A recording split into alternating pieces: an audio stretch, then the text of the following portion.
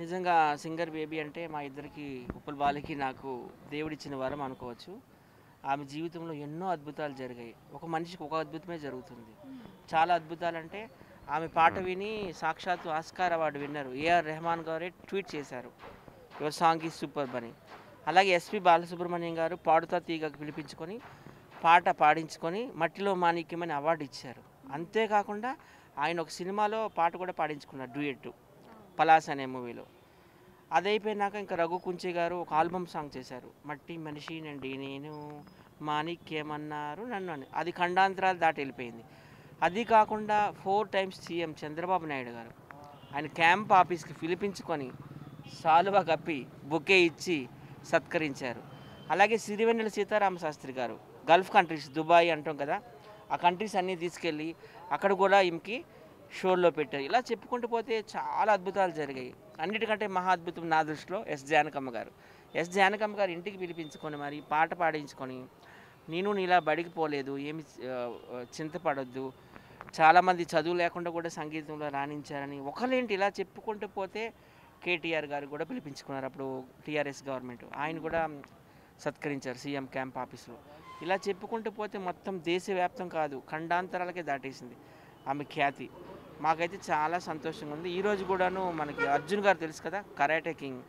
మా చిన్నప్పుడు ముగ్గురే కరాటే కింగ్లు, ఎవరెవరు అర్జును, సుమను, భానుచంద్రు, త్రివేణి సంఘం అనేవాళ్ళం.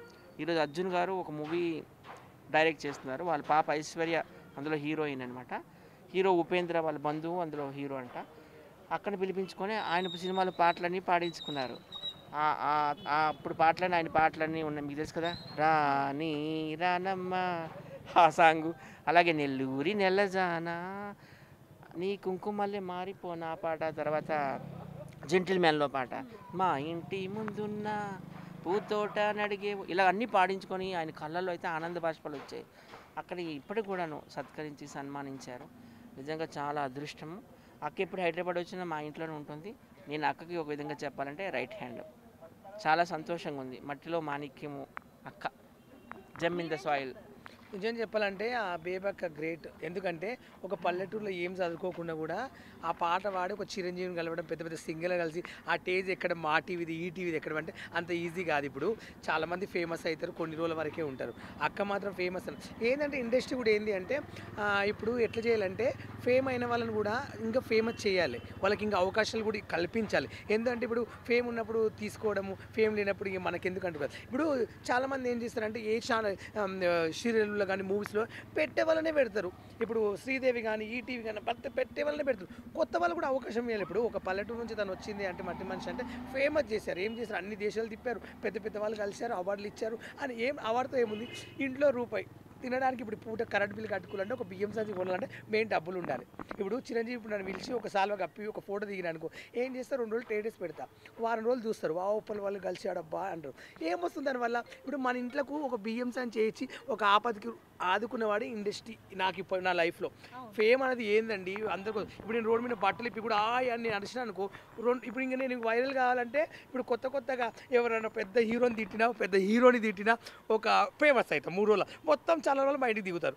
ఇప్పుడు ఒక మాట పిట్టలు పోసుకుని నేను అన్నపూర్ణ స్టూడియో ఇక్కడ అంటి పెట్టుకుంటా అంటే కూడా జనాలు వీడియోలు తీసుకుంటారు. అది కాదు గొప్పతనము. ఇప్పుడు ఒక ఫేమ్ వచ్చినప్పుడు మార్కెట్లో ఒక మనిషిని ఎప్పుడు మళ్ళా పైకి లేపాలి కానీ ఎప్పుడు తగ్గించొద్దు. ఎందుకంటే ఇప్పుడు చూసే వాళ్ళనే చూస్తున్నాం సింగర్లని, పాడే వాళ్ళే పాడుతున్నారు, డ్యాన్స్ చేసే వాళ్ళే చేస్తున్నారు. ఇప్పుడు ఈటీవీలో ఇప్పుడు డ్యాన్స్ ప్రోగ్రామ్ జరుగుతుంది. మొన్నటిదాకా 9లో చాలామంది డాన్సర్లు వచ్చారు, మళ్ళీ సేమ్ వాళ్ళనే పిలుచుకున్నారు. అంటే మాకు డ్యాన్స్ రాదా, నాకు చేయడం రాదా, వాళ్ళకి నేను డబల్ చేయగలుగుతాం. మనం అలాంటి వాళ్ళకి ఎందుకు అవకాశం? మీరు మాకు డ్యాన్స్ రాదా, మాకు నటన రాదా? వాళ్ళ డ్యాన్స్లో ఎన్నిసార్లు చూడాలండి? ఆ దళిద్ర మొక్కలు చూడలేక చచ్చిపోతున్నాను. కొత్త వాళ్ళకి అవకాశం ఇవ్వండి. మేము డ్యాన్స్ చేయమా, మాకు డ్యాన్స్ రాదా? వాళ్ళకన్నా ట్రిపుల్ చేస్తాం.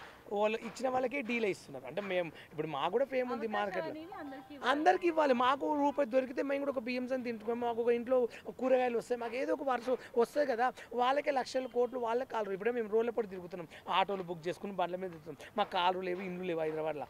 మాకు కూడా అవకాశాలు ఇవ్వాలి కదా కంటిన్యూ. ఎందుకు ఇవ్వరు? కొన్ని రోజులు లేపుతారు, కొన్ని రోజులే ఎందుకు లేనితో మనకు అన్నట్లు ఆలోచిస్తారు. కానీ లైఫ్లో అనేది ఏ మనిషి అయినా ఎప్పటికైనా కాటికోవాల్సింది తప్పదు.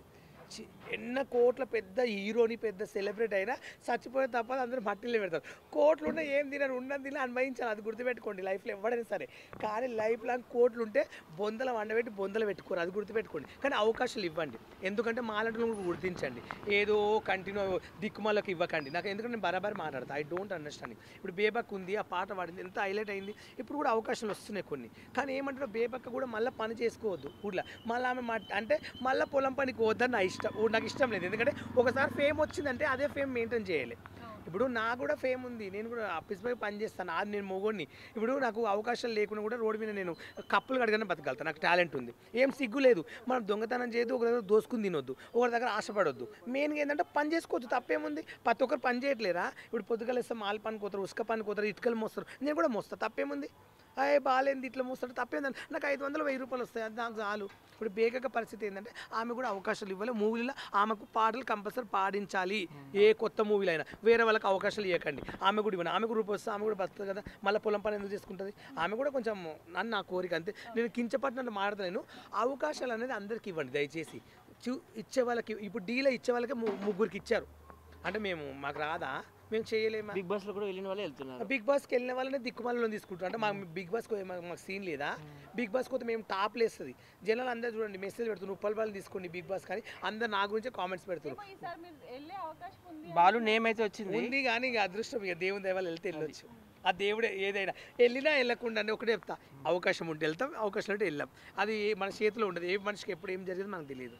సో ఫైనల్గా ఏం చెప్పాలనుకుంటుంటే, బాలు చెప్పినట్టు ఆమెకు కూడా సినిమాల్లో అవకాశాలు ఇవ్వాలి. ఎందుకంటే కీరవాణి గారు ఉన్నారు, తమన్ గారు ఉన్నారు, దేవిశ్రీ ప్రసాద్ ఉన్నారు, ఇంతమంది ఉన్నారు. ఆమెకు ఒక్క సినిమాలో ఒక పాట ఇస్తే ఇంకా ఆమె జీవితాంతం గుర్తుంచుకుంటుంది కదా. ఆమె మధురం ఎంత బాగుంటుంది, ఎంత మెలోడియస్ వాయిస్. సో ఒకసారి అర్థం చేసుకోండి తెలుగు సినిమాలో ఉన్నటువంటి మ్యూజిక్ డైరెక్టర్స్ అందరూ. ఫైనల్గా ఏం చెప్పాలనుకుంటున్నానంటే, her journey from a daily labour to chief guest of Chiranjeevi house is really a miracle. Thank you.